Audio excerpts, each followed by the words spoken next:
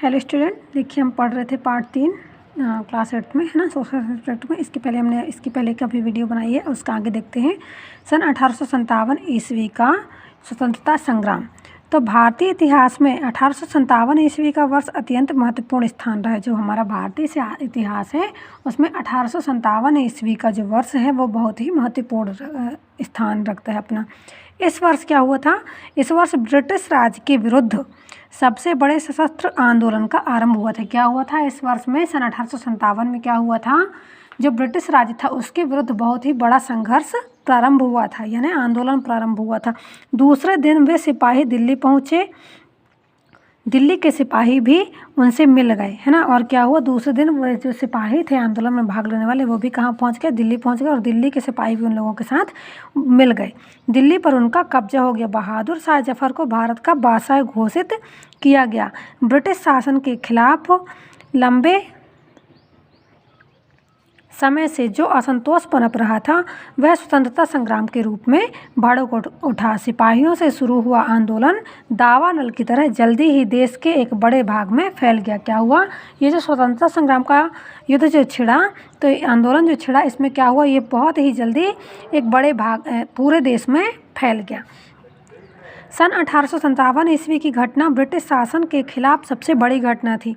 अनेक दृष्टियों से भारतीय इतिहास में यह एक अभूतपूर्व घटना थी। इसमें ब्रिटिश शासन को उखाड़ फेंकने के उद्देश्य से देश के विभिन्न प्रदेशों के सैनिक और विभिन्न राज्यों के शासक व सरदार लड़ाई के लिए एकजुट हुए। समाज के कई अन्य समुदाय, जमींदार, किसान, दस्तकार, विद्वान इस आंदोलन में शामिल हुए। सबका एक समान उद्देश्य था, ब्रिटिश शासन को उखाड़ फेंकना। सबका क्या उद्देश्य था?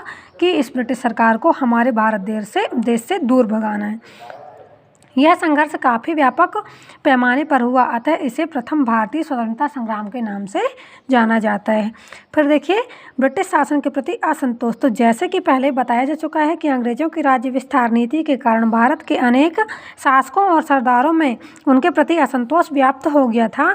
अंग्रेजों ने उनके साथ सहायक संधि कर ली थी, मगर अंग्रेज इन संधियों को मनमर्जी से तोड़ देते थे। सिंध, पंजाब और अवध को अंग्रेजों ने हथिया लिया था। इससे काफ़ी असंतोष फैला था। डलहौजी ने विलय नीति को कड़ाई से लागू किया तो असंतोष और भी अधिक बढ़ गया। झांसी के निसंतान मृत राजा के दत्तक पुत्र को डलहौजी ने उत्तराधिकारी नहीं माना और 1854 ईस्वी में झांसी के राज्य पर कब्जा कर लिया। उसके पहले 1851 ईस्वी में पेशवा बाजीराव द्वितीय की मृत्यु हो गई, जो उसके दत्तक पुत्र नाना साहब को पेशवा के रूप में मिलने वाली पेंशन देने से अंग्रेज़ों ने इनकार कर दिया। खुद मुगल बादशाह को कह दिया कि उसके बाद उसके उत्तराधिकारी को बादशाह नहीं माना जाएगा। इन कार्रवाइयों से कमज़ोर हो चुके शासक परिवारों में घबराहट और भय फैल गया। अंग्रेज़ों ने उन सरदारों और जमींदारों की शक्ति को नष्ट करने की नीति अपनाई जिनके इलाकों पर उन्होंने कब्जा कर लिया था। उनमें से कईयों की ज़मीन छीन ली गई। अंग्रेज़ों ने भू राजस्व की नई व्यवस्था लागू की तो भूस्वामियों के पुराने परिवारों के अधिकार खत्म हो गए। किसी भी राज्य पर कब्जा करने के बाद उसकी पुरानी प्रशासन व्यवस्था खत्म कर दी जाती थी। तब पुरानी प्रशासन व्यवस्था से जुड़े हुए व्यक्ति बेरोजगार हो जाते थे। जिन राज्यों पर कब्जा किया गया था उनके न केवल शासक बल्कि सैनिक, कारीगर तथा कृषक जैसे हजारों अन्य लोग भी प्रभावित हुए थे। अब देखिए, किसानों और दस्तकारों की बर्बादी, यानी किस प्रकार किसानों और दस्तकारों की बर्बादी थी। अंग्रेजों द्वारा लागू की गई भूमि व्यवस्थाओं से किसानों की हालत बदतर हो गई। पुराने जमींदारों को हटा देने पर किसानों की स्थिति में सुधार नहीं हुआ। कई मामलों में राजस्व की मांग में वृद्धि हुई तो किसानों के कष्ट और बढ़ गए। जब इंग्लैंड में तैयार हुआ माल भारत में पहुंचने लगा तो यहाँ के पुराने हस्तशिल्प बर्बाद हो गए। पीड़ित किसान और कारीगर ब्रिटिश शासन को उखाड़ फेंकने की लड़ाई में कूद पड़े। धर्म और जाति के नष्ट होने के, फिर इसके बाद देखिए, धर्म और जाति के नष्ट होने के डर से क्या आता है? अंग्रेजों की नीति और आचरण ने जनता में ये भय पैदा कर दिया था कि ब्रिटिश शासन उनके धर्म, जाति तथा रीति रिवाज को नष्ट कर देने पर तुला हुआ है। जनता को लगा कि ब्रिटिश सरकार उन्हें ईसाई बनाना चाहती है।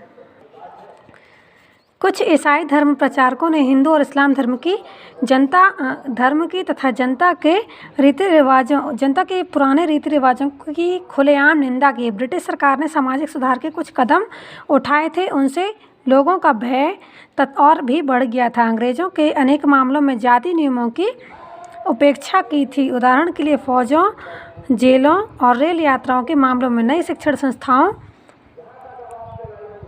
को जिनमें से अनेक की स्थापना ईसाई धर्म प्रचारकों ने की थी, संदेह की नज़र से देखा जाता था। चूँकि ये सब नई बातें अंग्रेज़ों ने शुरू की थी, इसलिए ये लोगों को अमान्य थी। अतः अनेक लोग अपने धर्म के नाम पर ब्रिटिश शासन के खिलाफ विद्रोह में शामिल हुए। कई मौलवियों ने पहले अंग्रेज़ों के खिलाफ जोहाद धर्म युद्ध का नारा दिया था। फिर ब्रिटिश सरकार ने लोगों की धार्मिक भावनाओं की उपेक्षा की। अंततः धर्म नष्ट हो जाने का भय आंदोलन भड़कने का तात्कालिक कारण बन गया। ये सब क्या है?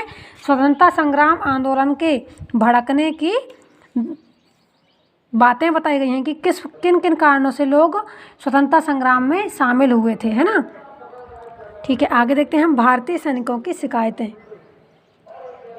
तो ये हम आगे वीडियो में पढ़ेंगे, जब तक आप यहाँ पढ़िए और इसको समझिए। धन्यवाद। ये हमारा जो टॉपिक है ये भारतीय सैनिकों की शिकायतें, हम इसे अगले वीडियो में बताते हैं। धन्यवाद।